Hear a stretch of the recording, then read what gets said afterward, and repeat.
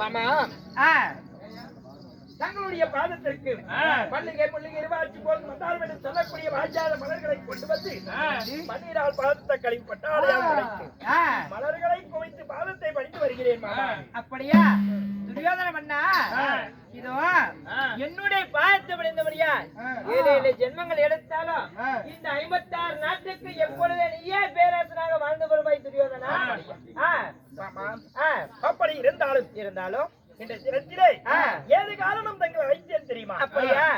இதோ 11 யுத்தத்தின்படி துரோணருக்கு நம்ம சேனாதிபத்தியம் கட்டணும்.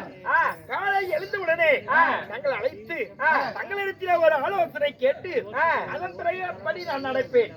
அப்படி இருக்கும் பொழுது இந்த தினத்தில் எதற்காக உங்களை அழைத்தேன் தெரியுமா? அப்படியா? ஏது வார்த்தை?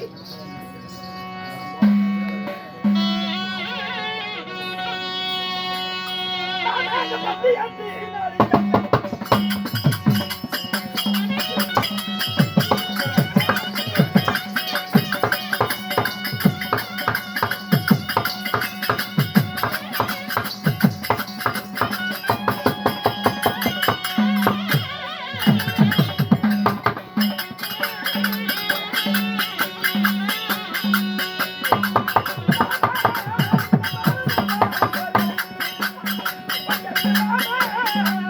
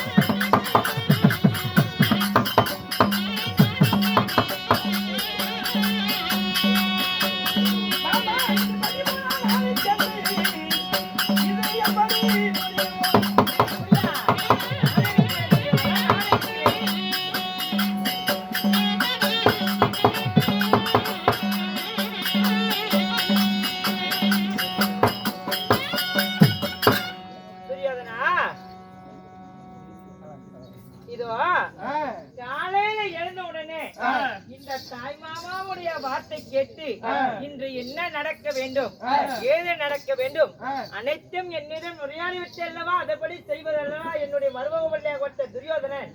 அதனால நீ எதற்காக என்னை அழைத்தாய்? மாமா,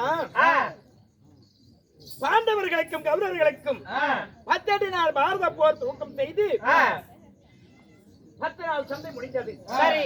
அப்படி 10 நாள் சண்டை முடியும் பொழுது 11 நாள் சண்டைக்கு அதாவது துரோணாச்சாரியருக்கு சேனாதிபட்டம் அளித்தோம்.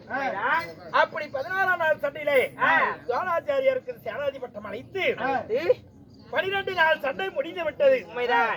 இன்று இந்த 13ஆம் நாள் சண்டை. உண்மைதான். இந்த சண்டையில பாண்டவர் பட்சமாக சேனாதிபட்டம் அளித்த அந்த துரோணாச்சாரியார் தருமருடைய சிரத்தை அளித்தாராம், இல்ல பாண்டவர்களை மடித்தார் என்று இன்றும் ஒன்றுமே புரியவில்லை. அதனால இது அழைத்து தங்களிடத்தில் ஆலோசனை கேட்கலாம் என்றுதான் அழைத்தேன். அப்படியா? இருந்தாலும் துரியோதன மன்னா 11 நாள் சண்டையிலே துரோணருக்கு நம்ம சேனாதிபட்டத்தை கட்டி விட்டோம். சேனாதிபட்டத்தை கட்டியிருந்து 11 நாள் சண்டை 12ஆம் நாள் சண்டை நடக்கும் தருவாயில் துரோணருக்கே வெற்றி பெற்றார். அப்படி இருக்கும் தருவாயில் இந்த 13 நாள் சண்டையில் துரோணர் போகிறாரா இல்லையா என்று ஒன்னும் புரியவில்லை. அதனால துரோணர் அழைத்து கேட்டா அதுக்கு தக்க பதில் அளிப்பார். அப்படியா? அப்படியே ஆகட்டும் மாமா. தங்களுடைய வார்த்தையை தெரிந்து கொண்டு சித்தமாகட்டும். ஆகட்டும். அது போலவே துரோணாச்சாரியை காண்போம். என் குருவாக விளங்கக்கூடிய துரோணாச்சாரியை காண வேண்டும். அப்படி பார்ப்பதாக இருந்தால் என் மனைவியாகப்பட்ட பானுமதி ரமன் இழக்கிறார். கணவர் அழைத்தார் என்று அதிசீக்கிரம் அழைத்து வா. அப்படியா? ஆகட்டும் சுவாமி.